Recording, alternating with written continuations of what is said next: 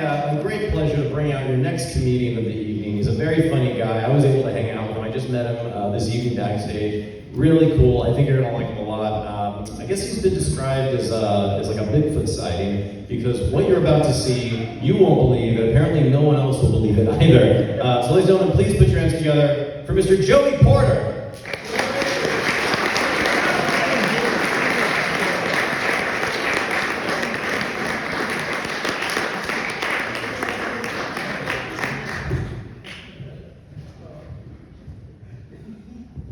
I'm Jay Porter, and I fight for truth, justice, and the right to wear spandex. Good evening, Stockton! So a little bit about myself. I traveled all over the United States for 40 plus years working in animal management. That's called construction. And when I retired, I took up stand-up comedy. I actually wanted to become an Instagram influencer, but I was unwilling to get the boob job. And so I'm a clean comedian, at least I try to be. And we all have our fantasies. Mine's Paris Hilton and a tub of Cool Whip. No, wrong fantasy, wrong. My comedy fantasy is to appear in a place called The Dry Bar in Provo, Utah. And for those of you unfamiliar, the best clean comics go there to perform.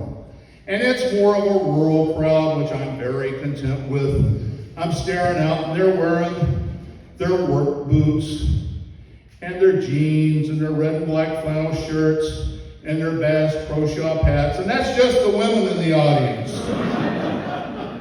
So I thought I would destroy whatever future I had in stand-up comedy tonight by talking about politics. Everybody's upset about everything, at least little things. The title of a movie I just heard about has got people upset. Deals with bird flu from outer space. Can you imagine people being upset about a movie titled Illegal Aliens? I came up with that just a few. And folks, I'm going to stand in front of you tonight. I'm going to proclaim it right here in front of the stage. I am a huge supporter of MAGA. But that's not what you think it is. This crowd is going to get it. Make arthritis go away. Can we do that, folks? Who's with us? And so here I am. I'm in retirement. Inflation's killing me. It's killing everybody. I need a new gig. I need to make some money.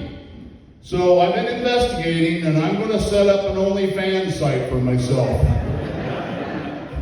I'm going to sell pictures of my feet.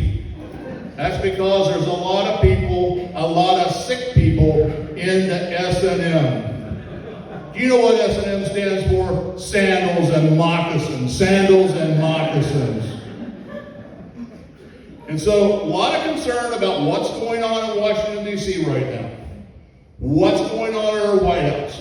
I am going to explain what's going on at our White House right now in terms so simple, everybody will leave here tonight with an understanding. Right now, our White House is like an overly tight pair of men's jeans. I want to repeat that. Our White House is like an overly tight pair of men's jeans. No ballroom at all.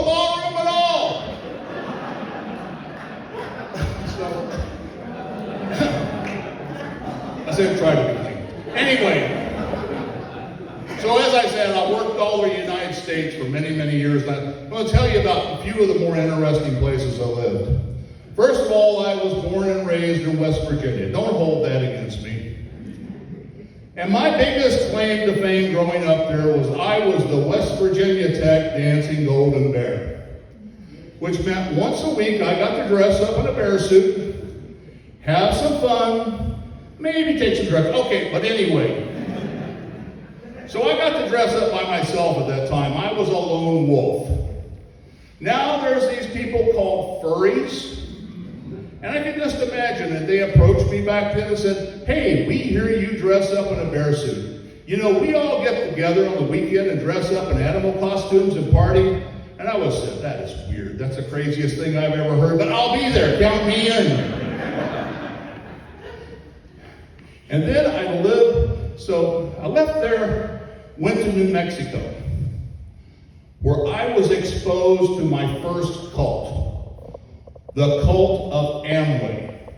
For those of you who are unfamiliar, Amway is a pyramid scheme where you try to run a Costco out of your garage. And these people, they have swallowed the red pill. They have drank the Kool-Aid. They follow it with a near religious fervor. I have found the true way. I have found the Amway. And so I am stuck at work one day. It's raining cats and dogs. And these people, these Amway zombies, are sitting around a table listening to a freaking cassette tape of what we would call now an Amway influencer. Do you like to eat breakfast? Do you like ham and eggs and bacon? Don't you just want to have to kill yourself listening to this tape? So from there I traveled west, across the desert, over the mountains. It was green. There were palm trees. It was paradise. It was Bakersfield. And it was there I witnessed some of the most unusual method of restaurant management. One Saturday morning, I'm having breakfast at the Buck Owens Entertainment Center. And I looked down and my toast didn't have any butter on it. And most people don't like their toast or their women dry and crusty. And so I see this woman walking around giving out butter pats. And I just thought about the conversation she had with the restaurant manager. Now, Earlene, people have been eating way too much butter here. They've been piling on the pats. That's why I'm going to put you in charge of butter distribution and management. I can't give you any more money right now, but think of how that's going to look on your resume in a few years. And then, for a while, I lived in the Upper Peninsula of Michigan.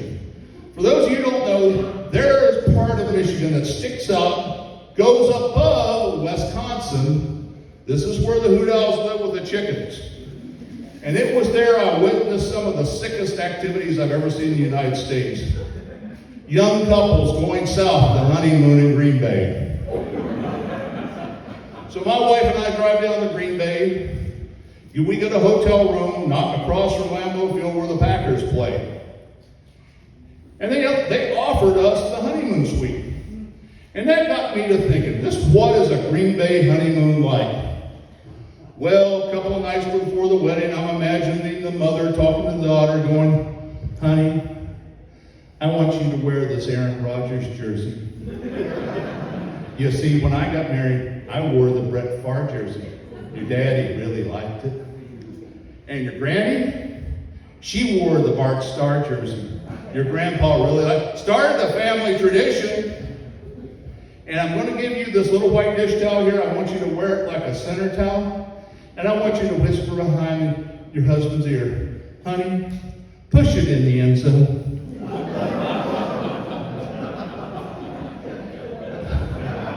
And so people all the time, they ask, you're retired, what do you do to stay busy? What do you do with yourself? Well, number one priority is my health. So I have to watch what I eat. I watch it being cooked. I watch it go on my plate. I watch it go in my mouth. And my doctor talked to me. And of course, they're always pushing the plant-based, the vegan. And I evaluated my present diet. Right now, I'm about 2% vegan. And if I was milk, I'd be pretty darn healthy. And veganism is putting a lot of stress on modern relationships. I heard two women talking just the other day. Well, have you talked to your husband about going vegan yet? Well, yes, I have, and unfortunately, he still has his testicles. But I have done some evaluations, some research, and I figured out that all of us, we can do one vegan meal a day. Oreos and potato chips. Can we do this, folks? So, we are all looking for that silver bullet diet that's going to solve our problems, and I really have found it. It's something called the wine diet. And so far, I've lost 3 days. So one thing I spend too much time on, you all do, scrolling. And you gotta watch the algorithm. If you watch puppy videos, you get puppy videos. If you watch kitten videos, you get kitten videos. And if you watch 400-pound women on stripper poles, don't linger, just don't linger. And then television. So many channels, so little on. Look at prime time now.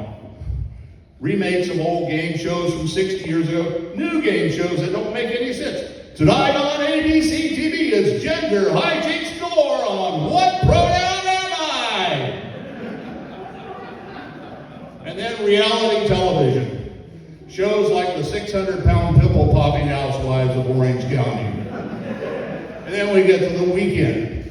Ancient alien theorists. Where the heck was that in career day in high school? I could a crop circle decoder. An alien autopsy leader. But I did get excited about something on television the other day. For the first time in years, I saw the old Gilligan's Island show. And I was so excited I posted about it on social media.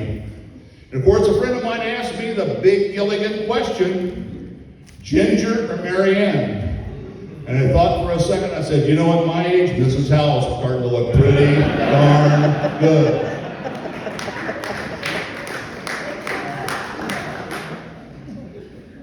And so, one of the big things, the biggest thing in my retirement is that I get to sit around and think about things you poor working stiffs don't have time to do. So, I'm thinking the other day, where does Superman go to change now? You know what? There aren't any phone booths. He has to go through the humiliation of going to his coffee shop and asking for a code. Mr. Kent, we see you're again using our restroom facilities. The baristas here were a little concerned about you, and we wanted you to know that Metropolis has a lot of resources for the unhomed. I'd like to give you some brochures. And Mr. Kent, we noticed that a lot of times you exit the restroom wearing a Superman costume. And if you're into cosplay, we're not going to judge. And just to let you know, we're all furries here, and you're welcome to join us on the weekend. And what the heck would a John Wayne movie be like now? Good morning, barista. I'm calling you barista because I don't want to misgender you. My name is John Wayne, and my pronouns are the Dude. I'll have a mocha soy latte. You can put it in my environmentally friendly canteen. Come on, Stumpy. Those Native Americans are causing a fracas down on their reservation. We need to give them some sensitivity training. And what about Stumpy? You know, those sidekicks? They were the first ADA hires in Hollywood. They all had a limp. And they all had anger management issues. Hey, damn it, let me get over to my motor scooter here. Now, Stumpy, you need to get your shotgun out of the face of the alleged cattle rustler. We need to have some due process here. And then the other day, why would you name a brand of condoms Trojans?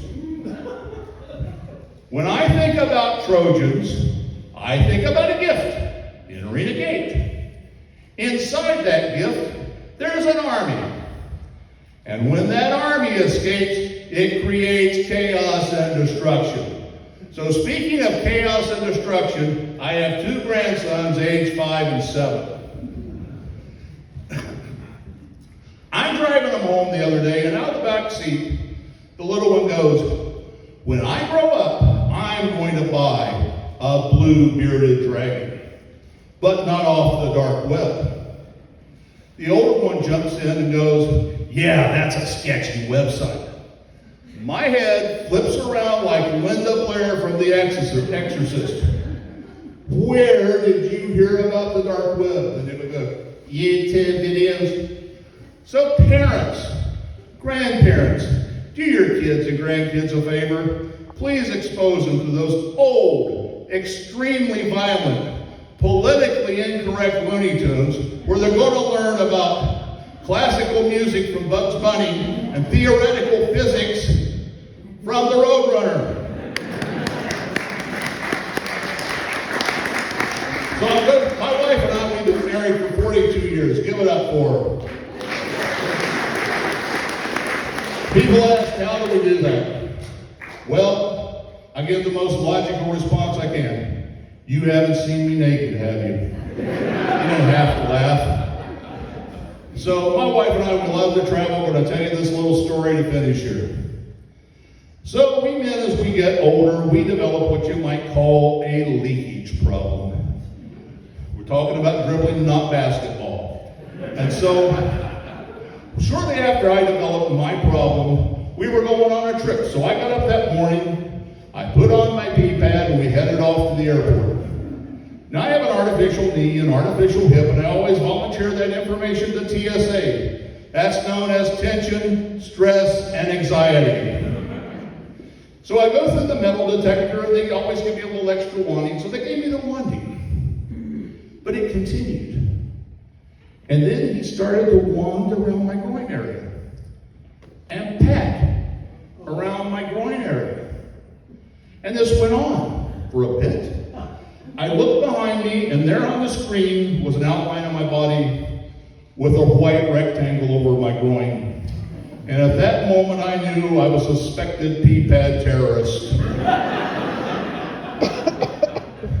The padding continued, and the wanting continued. Wanting continued, and the padding continued. And finally, I had enough of it. I said, excuse me, sir. I am wearing a pee pad. If you will just allow me to reach in and pull it out, and you can examine it. And then we can all go about our day. Well, one can't be brandishing a pee pad of mass destruction at the airport. So this guy did what any good employee would do. He got their supervisor involved. And not a supervisor by accident, because the first thing they noticed, I was wearing a belt. So after I removed my belt, the padding continued and the wanting continued. The padding and the wanting. And then he started the frisk. Up and down my sides. Up and down my sides. And then, because I wasn't wearing a belt, my pants started to fall off. Now, out of the goodness of his heart, he allowed me to take one hand and hold my pants up, put the other one in the air like I was having some kind of religious experience. And the frisking continued. And the wanting continued. And after a bit, I felt helpless. I felt vulnerable. I turned around looking for the one person I could depend on, the anchor in my life, my wife. And guess what? She had turned her back on me and was quarterling in laughter. So the TSA agent then informed me of an official TSA maneuver, the crotch grapple. And after the appropriate or inappropriate crotch grappling was performed, I was informed I was no longer a threat to national security. I stumbled forward, shoeless, my pants still about to fall off. I didn't know if I needed a cuddle or a cigarette, but as God is my witness, I'll never wear a